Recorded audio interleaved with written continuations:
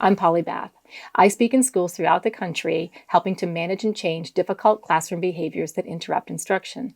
Today, I'm going to answer one of your questions.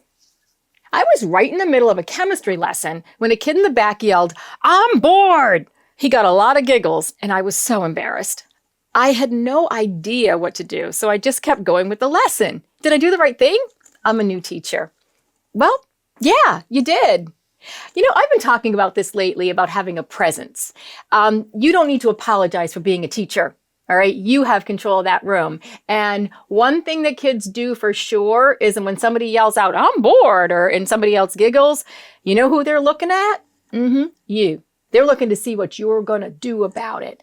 And if you kind of show that embarrassment, you get stuck and go, well, maybe you could do this. You try to negotiate with the child, you give up that control. So they're looking at you. So if you just kept on going and said, you know what? Let's keep on going, guys. We're moving, or whatever it is that you did the right thing, because those kids are looking at you to see how you're going to manage it, because that's how they get their skills to manage situations in the future.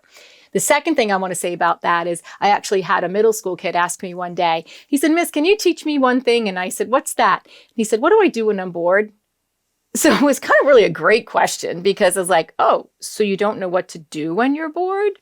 So you could have been dealing with two things. So you may even want to do this. Take that child aside after class and say, "Hey, I got to ask you, was that lesson really boring, or did you not understand it?" And I will tell you, hands down, the kid will be like, "Oh, no, I'm good, miss. I'm fine," or "I'm good, sir." So if you want to hold them accountable for it, go ahead and do it one-on-one.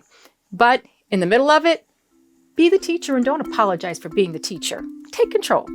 Don't forget to like, subscribe, hit the bell for notifications, watch these videos, and if you've got questions for future videos, include them in the comments below.